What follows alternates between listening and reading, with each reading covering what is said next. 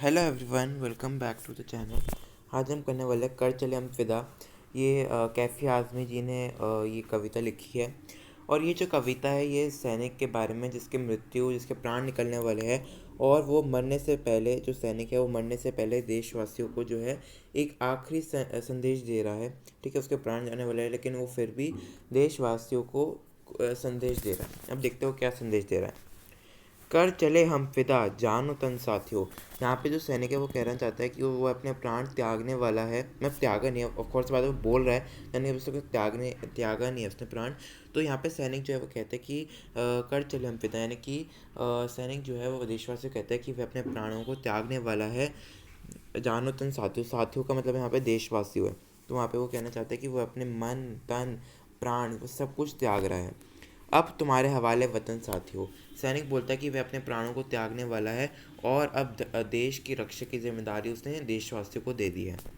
सांस थमती गई, नब्ज जमती गई। यहाँ पे जैसे आपने देखा होगा जो लड़ाई होती है, ठीक है, जैसे कोई लड़ाई होती है, कोई भी युद्ध होता है तो वो ज़्यादातर पहाड़ों के इलाकों पे ज़्यादा होता है, ठीक है। तो जो सैनिक होगा वो हो सकता है कि वो हिमालय में या फिर ऐसे किसी भी बर्फीले पहाड़ पे युद्ध कर रहा हो। तो उस हिमालय या फिर किसी भी उस बर्फीले पहाड़ की ठंड के कारण उसकी सांस थम रही है और उसकी नब्ज जम रही है। बेसिकली इस लाइन का मतलब है कि उस सैनिक की जो मृत्यु है कभी भी हो सकती है, क्योंकि उसकी सांस थम रही है, उसकी जो नब्ज है वो जम रही है। नब्ज मतलब कि एक तरह से जो उसके नब्ज, उसकी जो नस है, उस नस के अंदर जो उसके खून बह रहा है वो जम रहा है, यानी कि उसकी बॉडी में ब्लड सर्कुलेशन अच्छे से नहीं हो रहा। ठीक है, उसकी सांस कम हो रही है, थम रही है मतलब कि कम हो रही है, उसके नर्व्स में जो खून है वो जम रहा है। ऐसा क्यों हो रहा है? हो सकता है कि वहाँ पे वो किसी बर्फीले पहाड़ में युद्ध कर रहा हो तो उसी कारण, उस वहाँ की ठंड के कारण ऐसा हो रहा है। तो इस लाइन का मतलब ये है कि उसकी मृत्यु कभी भी हो सकती है। ठीक है, आगे देखिए वो क्या कह रहे हैं। फिर भी बढ़ते कदम को ना रुकने दिया। यहाँ पे जो सैनिक है वो कहता है कि जो सैनिक है वो कहता है कि उसकी मृत्यु होने वाली, मतलब उसकी सांस थम रही है, उसकी नब्ज जम रही है, लेकिन फिर भी वो अपने बढ़ते हुए कदम को नहीं रुकने दे रहा है। मतलब कि वह अभी भी हार नहीं मान रहा है, वह अभी भी आगे बढ़ रहा है और दुश्मन के सैनिकों को धकेल रहा है। मतलब कि आप कह सकते हो कि उसकी सांस कम हो रही है, उसकी खून जम रहा है, लेकिन फिर भी वह हार नहीं मान रहा है और बस लगा हुआ है अपने लक्ष्य को पाने के लिए, मतलब कि अपने देश को रक्षा के लिए वह अभी भी आगे बढ़ रहा है और दुश्मन के सैनिकों का सामना कर रहा है। कट गए सर हमारे तो कुछ नहीं कट गए सर हमारे तो कुछ गम नहीं, सर हिमालय को हमने झुकने नहीं दिया। तो यहाँ पे जो सैनिक है वो कहना चाहता है कि, मतलब कि वो कहना चाहता है कि अगर मेरा सर भी कट जाए तो भी मुझे कुछ गम नहीं है। क्यों? क्योंकि उसने जो है, क्योंकि वह कहना चाहता है कि अगर उसका सर भी कट जाए तो उसे इस बात का कोई दुख या गम नहीं होगा, क्योंकि उसने अपने पार्ट पे, उसने अपने हिसाब से उसने जो है देश की रक्षा के लिए उसने अपना पूरा उसने लगा दिया, पूरा उसने अपना सर्वस्व लगा दिया देश की रक्षा के लिए। तो यहाँ पे जो सैनिक है वो कहना चाहता है कि उसने हिमालय का सर, हिमालय, यहाँ पे हिमालय को भारत का सिम्बॉलिकली बोला है कि यहाँ पे हिमालय का भारत को यहाँ कंपेयर करा है। जो सैनिक है वो बोलना चाहता है कि कि अगर उसका सर भी कट जाए तो उसे कुछ गम नहीं है, क्योंकि उसने जो है भारत की रक्षा की, उसने भारत के गौरव की रक्षा करी है। सर हिमालय का हमने झुकने नहीं दिया था। तो इस लाइन का मतलब ये है कि जो सैनिक है उसने भारत की गौरव, क्योंकि हिमालय जो है वो भारत के गौरव और सम्मान का प्रतीक है। ठीक है, तो यहाँ पे जो सैनिक को कहना चाहता है कि उसने हिमालय अर्थात भारत के गौरव और सम्मान को उसने गिरने नहीं दिया, उसे झुकने नहीं दिया। और वह कहता है कि अगर उसका सर भी कट जाए तो भी उसका कुछ कम नहीं है, पर उसको, बट अगर हमारी उसकी बट वो कहना चाहता है कि देश की रक्षा जो है सबसे ज़्यादा ज़रूरी है, उसके लिए उसका सर हाथ कुछ मायने नहीं लगते। मरते मरते रहा बागपन साथियों। बागपन यानी कि वीरता। जो सैनिक को कहता है कि मैं मरने वाला हूँ, मेरे नब्ज जम रहे हैं, मेरी सांस कम हो रही है, लेकिन फिर भी मेरे अंदर की जो वीरता है वो अभी भी कम नहीं हो रही है। देशवासियों, अब तुम्हारे हवाले वतन साथियों। वो कहना चाहता है कि वह कभी भी प्राणों को त्याग सकता है। तो अगर उसने अपने प्राण त्याग दिए तो देश की रक्षा की जिम्मेदारी अब सभी देशवासियों पर आ जाएगी। जिंदा रहने के मौसम बहुत है मगर जान देने की रुत रोज आती नहीं। हुस्न और इश्क दोनों को रुसवा करे जो जवानी जो खून में नहाती नहीं। जिंदा रहने के मौसम, मौसम यानी कि मौके। यहाँ पे जो सैनिक है वो कहता है कि जिंदा रहने के मौके हमें जीवन में बहुत मिलते हैं। हमें जीवन में ज़िंदा रहने के मौके बहुत सारे मिलते हैं, पर जान देने की रुत रोज़ नहीं आती। रुत अगेन यहाँ पे मौसम बोला गया, लेकिन यहाँ पे मैं आपको मौका बता रहा हूँ। तो बेसिकली जो सैनिक है वो कहता है कि ज़िंदा रहने के तो मौके हमें बहुत मिलते हैं, लेकिन देश के लिए बलिदान देने के जो मौके हैं वो बहुत ही कम मिलते हैं। ठीक है, तो इन दोनों लाइनों में जो सैनिक है वो कहना चाहता है कि देश के लिए ठीक है, वो कहना चाहता है कि ज़िंदा रहने के लिए मौके बहुत मिलते हैं हमें जीवन में, लेकिन देश के लिए बलिदान देने के जो मौके हैं वो बार बार नहीं मिलते, वो बहुत ही कम मिलते हैं। हुस्न और इश्क दोनों को रुस्वा करे। रुस्वा का मतलब होता है बदनाम। तो यहाँ पे सैनिक है वो कहना चाहता है कि अगर मुझे अपने देश की रक्षा के लिए अपने प्रेम को भी त्यागना पड़े तो वो मैं अपने प्रेम को त्यागने के लिए भी तैयार हूँ। और वो हमें भी कहता है कि अगर हमारे ऊपर भी सेम सिचुएशन आती है, अगर हमें भी अपने देश की रक्षा करनी है तो हम भी अपने प्रेम को त्यागने के लिए तत्पर है। जो वो जवानी जो खून में नहाती नहीं।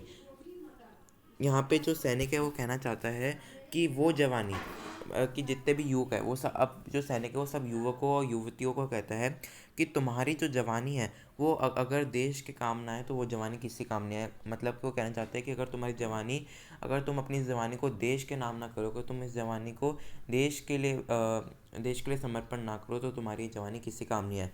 ये अगर तुम ये सारी जवानी सिर्फ इश्क और प्रेम में लगा दोगे तो जवानी पूरी बेकार है।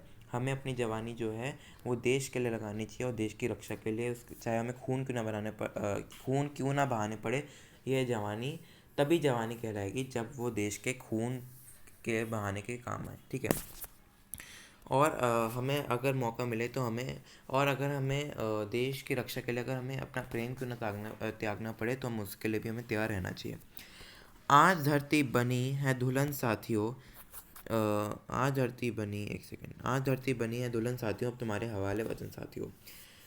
अब इसका क्या मतलब है इस लाइन का, ये बेसिक बहुत पूछता है इस लाइन से क्वेश्चन कि आज धरती बनी है दुल्हन साथियों। इसका मतलब ये है कि जो कवि है वो कहना चाहते हैं कि धरती पे आप देखोगे इतना सारा रक्त बहाया, इतने सारे लोगों की मृत्यु, इतने सारे सैनिकों ने अपना आत्म बलिदान दिया है, तो इसके कारण जो धरती है उस पर इतना सारा रक्त बह रहा है। ठीक है, ठीक है, तो जिसके कारण, अच्छा, धरती पर इतना सारा रक्त बह रहा है, इसकी वजह से क्या हुआ, जो धरती है पूरी लाल हो गई है ना।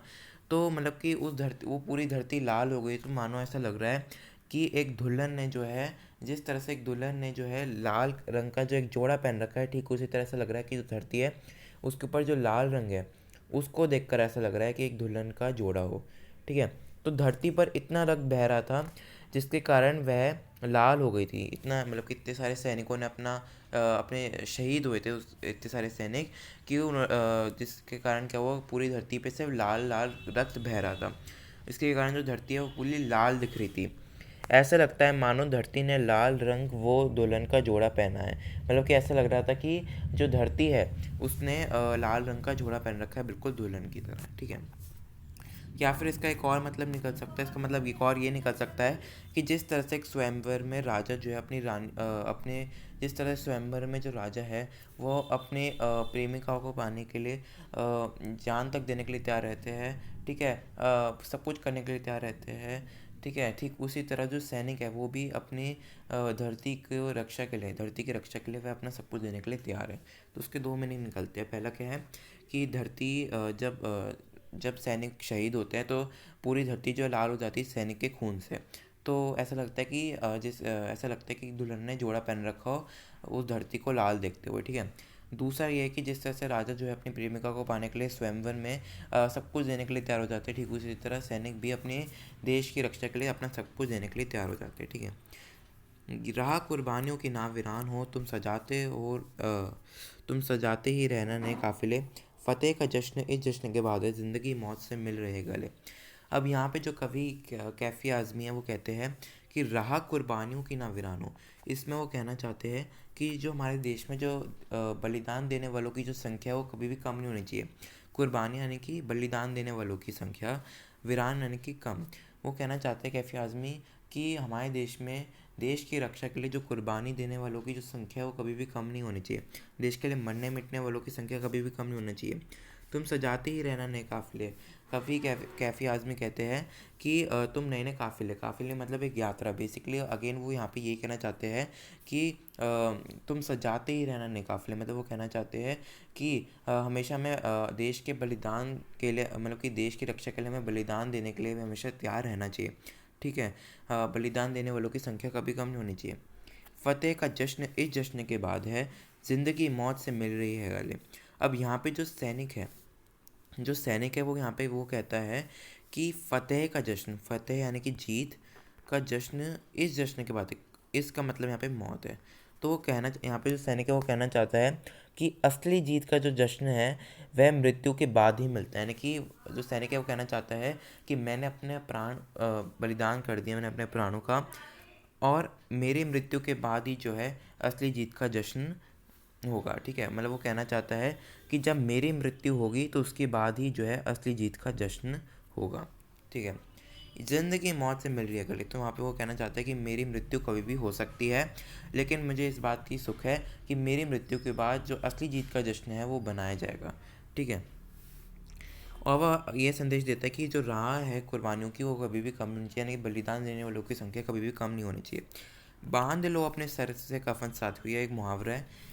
इसका मतलब, इस मुहावरे का अर्थ है कि हमेशा आगे बढ़ते रहना, मतलब कि हमेशा, यहाँ पे इस पोएम के कॉन्टेक्स्ट में कहूँ तो इस मुहावरे का अर्थ है कि बलिदान देने के लिए तैयार रहना। ठीक है, तो यहाँ पे जो कवि वो कहना चाहते हैं कि सैनिक, बेसिकली सॉरी कवि नहीं, सैनिक यहाँ पे कहना चाहता है कि हमेशा हमें बलिदान देने के लिए तैयार रहना चाहिए अपने देश के लिए। बलिदान देने वालों की संख्या कभी कम नहीं होनी चाहिए, मरने मिटने वालों की संख्या कभी कम नहीं होनी चाहिए, और हमेशा अपने देश को हमें उच्च स्थान पर रखना चाहिए, चाहे हमें उसे अपने प्रेम के लिए क्यों ना त्यागना पड़े। और जो सैनिक को कहता है कि मैं कभी भी, मेरी ज़िंदगी मौत से मिल सकती है, यानी कि कभी भी मेरी मृत्यु को प्राप्त हो सकता हूँ, तो इसलिए मेरी मृत्यु के बाद अब इस धरती की रक्षा की जिम्मेदारी तुम्हारी है देशवासियों। ठीक है, खींच दो अपने खून से ज़मीन पर लकीर, इस तरफ आने पाए न रावण कोई। अब यहाँ पे जो सैनिक है वो एक बहुत ही अच्छी बात बोलता है। वो कहता है कि खींच दो अपने खून से ज़मीन पर लकीर, यानी कि अपने खून से ज़मीन पर एक लकीर खींच दो। ठीक है, इसका मतलब ये है, देखो भाई क्या कह रहा है वो कह रहा है कि यहाँ पे जो कवि है वो यहाँ पे जो सैनिक है वो कहना चाहता है। अच्छा, एक और चीज़ मैं आपको बताता हूँ, जो पूरी कविता है ये सैनिक ने बोला है। ठीक है, यहाँ पे कवि ने नहीं, यहाँ पे सैनिक ने बोला, तो गलती से मैंने कुछ कुछ जगह पे कवि को बोल दिया, कवि ने, कैफी आज़मी ने, तो वहाँ पे सैनिक ने बोला है, तो प्लीज़ वहाँ पे थोड़ा ध्यान रखना। तो यहाँ पे जो सैनिक है वो कहता है कि उसने यहाँ पे उसने जो है अपने खून से उसने ज़मीन पे एक लकीर, यानी कि वो कहना चाहता है कि जिस तरह से लक्ष्मण जी ने अपने बाण से धरती पर लकीर खींची थी सीता माँ की रक्षा के लिए, ठीक उसी तरह हमें भी अपने खून से ज़मीन पर एक लकीर खींच देनी चाहिए हमारी धरती की रक्षा के लिए। ठीक है, इस तरफ आने पाए ना रावण कोई, यहाँ पे रावण को कंपेयर किया गया दूसरे देशों की सैनिक से। ठीक है, तो यहाँ पे जो सैनिक है वो कहते हैं देशवासियों को कि दूसरे देश के जो सैनिक है वो हमारे देश के अंदर घुसने नहीं चाहिए, वो इस लकीर के पार नहीं पहुँचनी चाहिए। तोड़ दो हाथ अगर हाथ उठने लगे, वो कहते हैं कि अगर वो ऐसा करने की कोशिश करते हैं, अगर वो इस लकीर के आगे जाने की कोशिश करते हैं तो उनके हाथ तोड़ दो। छू ना पाए सीता का दामन कोई, यहाँ पे सीता का कंपेयर किया गया है धरती माँ से, यानी कि भारत माँ से। ठीक है, तो यहाँ पे जो कवि, जो सैनिक है वो कहना चाहता है कि यहाँ पे जो सैनिक है वो देशवासियों को कहता है कि किसी भी तरह से जो दुश्मन देश के जो सैनिक है वो किसी भी तरीके से हमारे देश के धरती को नुकसान ना पहुंचाए, वो किसी भी तरह से हमारे देश की धरती की तरफ गलत दृष्टि से ना देखे, उस पर कब्जा करने की कोशिश ना करे, और अगर वो करने की कोशिश करे तो उनके हाथ को तोड़ दो। और अगर बलिदान देने की नौबत आई तो उसे बलिदान देने के लिए भी हमेशा तैयार रहो, कभी भी बलिदान देने से हिचकाओ नहीं। ठीक है, अगर हमें देश के लिए मरने मिटने का अवसर मिल रहा है तो उसे स्वीकार करो और आगे बढ़ो। ठीक है, लेकिन किसी भी तरीके से दुश्मन देश के सैनिक जो हमारे देश की धरती पर आने नहीं चाहिए और हमारे देश की धरती पर कब्जा नहीं करने देना चाहिए। ठीक है, राम भी तुम लक्ष्मण साथी हो। तो यहाँ पे जिस तरह से जो राम और लक्ष्मण जी थे उन पर सीता माँ की रक्षा का दायित्व रहता है, ठीक उसी तरह यहाँ पे जितने भी देशवासी हैं उनके ऊपर देश की रक्षा का दायित्व है। तो जिस तरह से राम और लक्ष्मण ने मिलकर सीता माँ की रक्षा की, ठीक उसी तरह अब सभी देशवासियों को एक साथ मिलकर एकजुट होकर हमारे देश की रक्षा के लिए हमेशा आगे बढ़ते रहना चाहिए। ठीक है, तो हमारे देश के लिए हम ही राम है, हम ही लक्ष्मण, यानी कि हमारे देश की रक्षा के लिए हम हैं, और अगर हमें उसके लिए अपने प्राण दांव पे लगाना पड़े, प्राण उत्सर्ग करने पड़े, तो उसके लिए भी हमें पीछे नहीं हटना चाहिए, हमें आगे बढ़ते रहना चाहिए, और दुश्मन सेना को हमारे देश की धरती पर घुसने नहीं देना चाहिए। और वो आखिर में ये कहता है कि अब तो इस देश की रक्षा का दायित्व तुम लोगों के ऊपर है और मैं अपने प्राण को त्यागने वाला हूँ। तो ये जो पोएम है पूरी कंप्लीट हो जाती है। ये जो पोएम थी बेसिकली 1962 में हुई, भारत और चीन के ऊपर एक युद्ध हो रही थी, इंडो चाइना वॉर, उसके ऊपर ये हमारी जो पोएम है ये आधारित है, कविता गीत आधारित है, बेसिकली गीत है, पोएम नहीं है, गीत है। तो ये गीत इसी युद्ध के ऊपर आधारित है, भारत और चीन के बीच में, जहाँ पे यहाँ पे जितने भी सैनिक, उन्होंने बहुत सारे सैनिकों ने अपना खून बहाया था देश की रक्षा के लिए। तो उसमें से किसी एक सैनिक की यहाँ पे पूरी कथा लिखी कि उसने मरने से पहले देशवासियों को क्या क्या संदेश दिए। तो उसने क्या क्या संदेश दिए, समराइज़ करते हुए मैं बोलूँ तो उसने हमें ये सीख दी कि ज़रूरत पड़ने पर हमें अपने प्राणों को त्यागना चाहिए। वह युवक और युवतियों से कहता है कि अगर देश के नाम जान देने की मौके कि वह जवानी किसी भी काम की नहीं है जो देश के लिए खून ना बहाए। अगर तुम्हारी जवानी किसी भी काम की नहीं है, अगर वह देश के काम ना है, देश के बलिदान के काम ना है, तो वह जवानी किसी काम नहीं है। चाहे उसके में प्रेम, इश्क हो, इन सबको त्यागना हो तो तब भी हमें उसको त्याग कर आगे बढ़ते रहना चाहिए, और देश की रक्षा सबसे ऊपर होनी चाहिए। ठीक है, क्योंकि देश की रक्षा से यहाँ पे देश को, यहाँ पे सीता माँ से उन्होंने बोला कि जिस तरह राम और लक्ष्मण ने मिलकर सीता माँ की रक्षा करी रावण से, ठीक उसी तरह हमें भी अपने देश की रक्षा करनी चाहिए दुश्मनी सैनिकों से। चाहे उसके लिए हमें उनके हाथ क्यों ना तोड़ने पड़े, हमें अपने खून से ज़मीन पर एक लकीर खींच देनी चाहिए, जिस तरह से लक्ष्मण जी ने अपने बाण से खींची थी। फिर वो कहते हैं कि ज़िंदा रहने के अवसर बहुत मिलते हैं हमें, लेकिन जो देश के लिए जो आत्म बलिदान देने का जो अवसर होता है वो बहुत ही कम मिलता है। ठीक है, तो उसे दोनों हाथों से स्वीकार करना चाहिए। ठीक है, और उसके बाद उन्होंने बोला कि बलिदान देने वालों की संख्या कम नहीं होनी चाहिए। हमें अपने सर पर कफन बांध के बलिदान के लिए तैयार रहना चाहिए, और आगे हमें अपने जोश और बागपन से हमें पूरी उस दुश्मन सैनिकों को हमें हिलाकर रख देना चाहिए। ठीक है, और वो आखिर में कहता है कि मैं वीरता ठीक है, तो आखिर में वही कहता है कि उसकी मृत्यु होने वाली है, तो वह देशवासियों से उम्मीद करता है कि वह वीरता दिखाए और साहस के साथ देश की रक्षा करे। तो ये चैप्टर, हमारा ये जो पोएम है, गीत है, ये जो कैफ़ी आज़मी जी ने लिखी थी, ये समाप्त होती है। ठीक है, तो आई होप आपको ये समझ में आई होगी। सो मिलते हैं अगली पोएम के साथ, तब तक के लिए बाय बाय।